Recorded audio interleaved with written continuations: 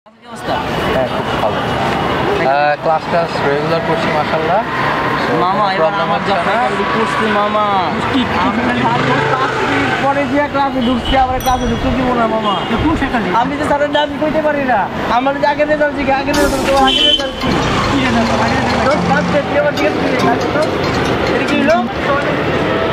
মামা কি লাগে কেন গা না গার্লফ্রেন্ড কেন সাথে বলতো গার্লফ্রেন্ড না আড্ডে করে গার্লফ্রেন্ড আসবে না বাবা আগে তো আমাদের রুল ছিল এরকম না গার্লফ্রেন্ড না না এটা তো কোনো কথা না বাবা গার্লফ্রেন্ড কেন আসবে এর গার্লফ্রেন্ড টাইম দে না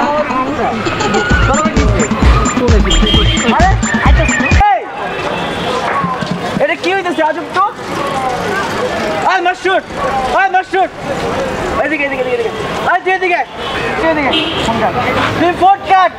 এদিকে ফোন কাট এটা কি হলো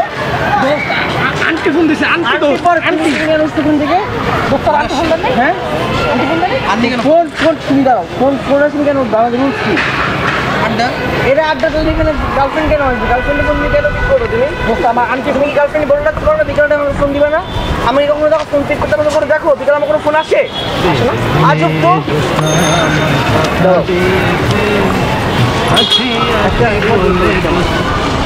বাবু বেদের মেয়ে জ্যোৎস্নায় আমায় কথা দিয়েছে আসি বলে জ্যোৎস্না ফাঁকি দিয়েছে